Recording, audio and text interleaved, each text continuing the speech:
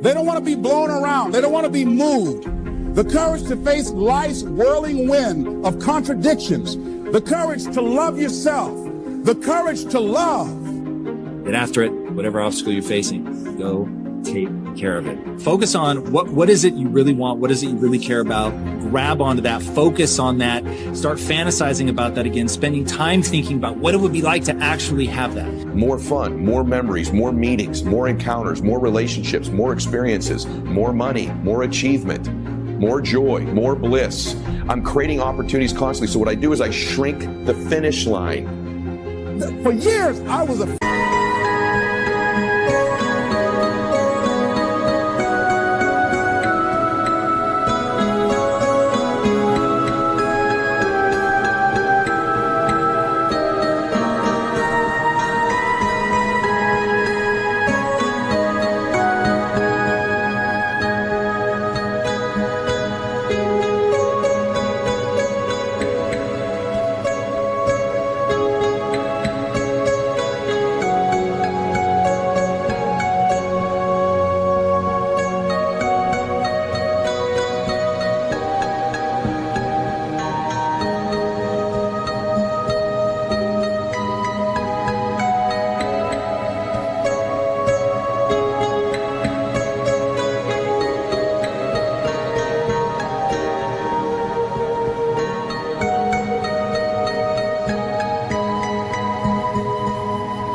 to love, the courage to take a chance, the courage to be who you are.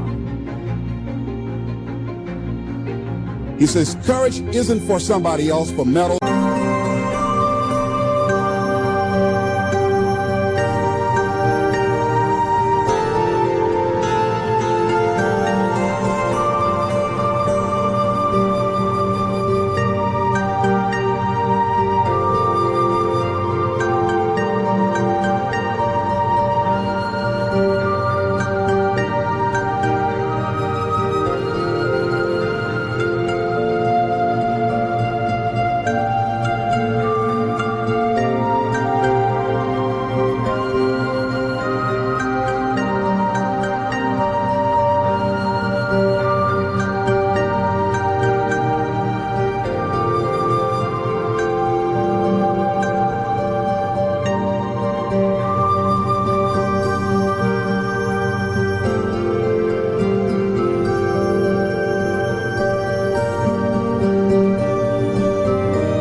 Clause of moral debts.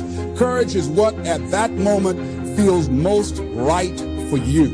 Not just situational ethics, but what feels right in your heart, the word. The heart, what feels right in your heart. One great philosopher says, cowards die many times before their deaths. The valiant never taste of death but once. What does that mean? The valiant people aren't afraid? No. It means that they experience that fear and they move forward. Move forward anyhow. Many people are dead now. Many people are allowing their dreams to die. You don't find motivation, you build motivation. So we're going to build that motivation back up by admitting what we really want, by focusing on it and getting hype about it. And then we also want to find a way to really fall in love with the process. So what is it in the moment, in the act of actually working out that you can get into? Is it the getting stronger? For me, that was huge, like knowing that I was getting stronger and I needed to associate something with that. You want to have a self-narrative around showing up and doing this thing when you know other people can't, and people that can have that discipline, that get excited about pushing themselves, being accountable, being consistent. Because ultimately, those things lead to an actual outcome, meaning you actually do get stronger, you do get better. Many people are allowing the ideas to lie dormant and collect dust. Many people have all this talent and ability that they are allowing to be buried inside of them, that they will take with them to their graves because they didn't have the courage to be who they are. And I say, as you begin to look toward the future and manifesting your greatness, it's going to take everything in you, that your life deserves the concentrated effort to begin to look at how is it that I can express more of me? How is it that I can bring my ideas out here now? How is it? And start living with a sense of urgency, because you're here today. You're gone today. Life is unpredictable. It's uncertain. There are no guarantees. No guarantees out here at all. So holding back, what are you waiting on? Ask yourself, what's the benefit of your waiting? What's the benefit of your not living your dream? What's the benefit of not listening to yourself? You look better, you have better longevity, better stamina, whatever it is, whatever that thing is that you're motivated by, you really can achieve that. You can buckle down, be disciplined, set your sights on something very specific that you want to get good at. Disciplined practice at that thing to get good at this. On the other side of this, you're going to be far more extraordinary than you were when you went in, because you no longer have the distractions of the actual performance. You can just get down to practice. So flip that switch in your mind and think all about coming out the other side of this, a beast, an absolute monster, better than you went in. And if you can tell yourself that story, I'm committed to this, I'm willing to do these things that other people aren't willing to do, and put in the practice and understand as you're going through that unimaginable boredom, that on the other side of this is a skill set that has utility, then this becomes an extraordinary time. So there's sprints all the time. And so because I only have a 6-hour day, I'm going to hurry throughout that day. I'm not jogging. I'm not walking. I'm in a big hurry. And you're going to be amazed at the transformation of your life. I may never give you a bigger gift than the concept of 6-hour days. I think I'm one of the only people you'll ever hear explain this to you. But I can tell you, I started to study these successful mentors. My gosh, they get so much done before 9 o'clock in the morning. My gosh, by 1 o'clock, they've accomplished so much. And the average person is just stretching, getting out of bed, done their first appointment or two. Especially you entrepreneurs out there, how critical this is. Because when you're an employee, at least as an employee, to some extent, they control your time. They dictate. You need to be here at 9 a.m. You can't leave until 5 p.m. And so although that's a nuisance, it helps you be more productive because they're paying you. They tell you when to be there. That's like over there, like the Lamborghini. My boy was like, he's from Detroit. My boy was like, I want to drive in a Lamborghini. My boy that brought me was like, what do you mean by that? He's like, I want to rent one. He said, you ain't got to rent one. I got one outside. He said, but then I want the Ferrari one. He said, well, my wife got that one. I go pick that one up and bring it back for you so you can drive that one around. My boy from the D, like he driving around the Lamborghini, he can't believe it. He on the island. The Standard over there, everything is big. The Louis over there will eat up all of it. It's unbelievable. One dude went over there and built the tallest building, and then now that was the Standard. What's your standard? I don't care what it is. But what is your standard? I got some standards. I've been waking up at 3 o'clock in the morning and praying to God since I was 19 years old. That's a non-negotiable. Every morning at 3, I'm up. I'm the best in the world as a speaker, not because I'm the best, but I'm the best because every day I put God first. That's my standard. I don't care if I'm in Dubai, 3 o'clock. I don't care if I'm in Cali, 3 o'clock. I don't care if I'm down south, 3 o'clock. That's my standard. But what happens for most entrepreneurs, they don't realize when you become an entrepreneur, you've taken on 3 jobs, 4 jobs. It requires more time, but people start to relax. My time's mine. My time's free. I love the freedom of being an entrepreneur. There's the greatest fallacy in the world is that you are free as an entrepreneur.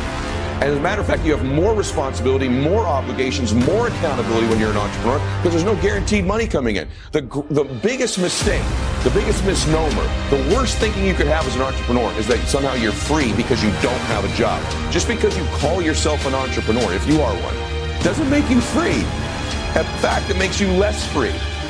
And so what will make you free is really being free, really getting financially independent, really having enough money that you would never need to work again, really having enough money that if you didn't want to take a meeting, you didn't have to. So stop deluding yourself into this false sense of freedom because you call yourself an entrepreneur. It's hilarious, and it's why you're losing. I've been married 31 years. I've only had sex with one woman my entire life. That's my standard. I'm not telling nobody else to do that, but my old dude wasn't in my life because he was running around having sex with everybody. I got siblings I don't even know. I just met my niece for the first time. She's 24 years old. So I'm like, I'm not doing what my dad did. My dad a high school dropout. I went and got my GED, then I got my 4-year degree, then I got my master's degree, then I got my PhD. And I ain't smart, but I set a standard so when my kids came in this world, their mama got a master's, their daddy got a PhD, they at least got to finish high school. I set a standard. Multi-millionaire as a speaker from the bottom up. I set a standard. I'm telling you, set a standard. Set a standard. You can't be no champion if you don't have a standard. And let me tell you something. The men who set a standard are always the ones who are champions. set a standard, bro. I ain't never smoked a day in my life. All my boys smoke weed. That's just my boys. I love them to life. I ain't tripping if they smoke.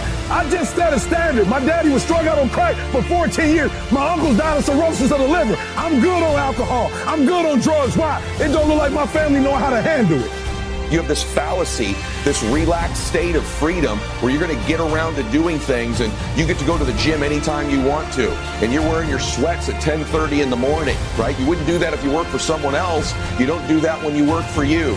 And so the greatest thing I can give you is the gift of many days. The next thing I want to share with you is that there needs to be an alarm clock. Where performance is measured, performance improves. Secondarily, the more you can shrink the time frame where you measure performance, the better chance you can have to alter that performance and improve it. So what do most people do? They measure their performance. The average people in the world measure their performance at the end of every year.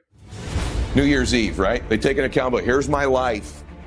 Here's what I accomplished. Here's what I didn't get done. And once a year, they take a look at themselves, they make an adjustment, and their performance improves.